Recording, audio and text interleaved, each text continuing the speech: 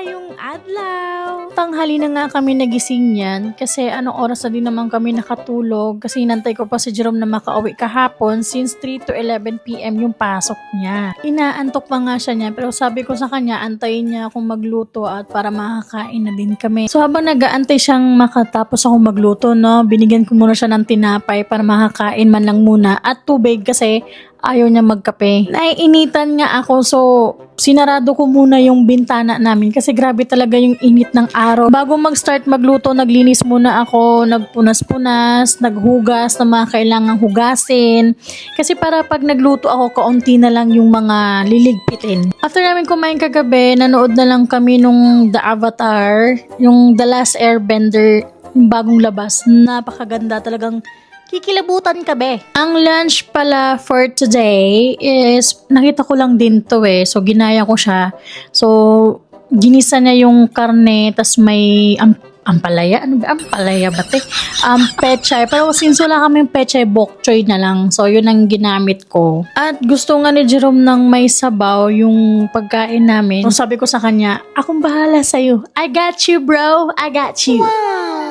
Naglagay nga lang ako dyan ng luya, bawang, sibuyas, paminta, asin at ginisa ko lang siya kasama yung karne. Tapos, tsaka ko siya nilagyan ng sabaw. Nagpaalam nga ako kay Jerome kagabi. Sabi ko, kinabukasan mag-walking ako. Mag-iikot-ikot lang ko since hindi na nga ako nakakapag-walking.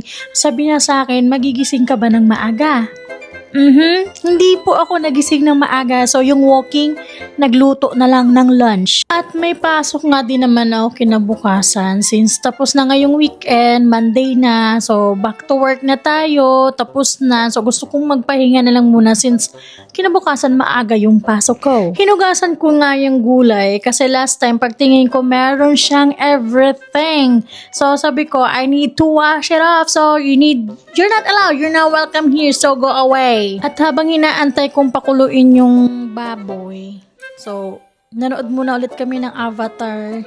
Natapos na namin yan, pero gustong-gusto talaga namin binabalikan yan. So, pagtingin ko ulit, so parang, pwede naman na to, carry na. So, nilunod ko na yung gulay dyan, tapos pinakuluan lang ng mga ilang minuto at ready na tayo kumain. May pasok nga si Jerome niya ng 3 p.m. So, hindi ko na siya sasabayan matulog kasi gusto niyang matulog pa ulit. So, hindi ko na siya sabayan kasi maaga pa yung pasok ko kinabukasan. Kapag natulog ako, naku, mahirapan akong makatulog tayo sa gabi. So, pwede na nga kumain. Naghain na ako, nagready na para makakain na nga kami ng lunch at para makapagpahinga at makatulog ulit si Jerome. Pero hindi ko na nga siya sasabayan matulog, sabi ko nga. So, tingnan mo yung reaction.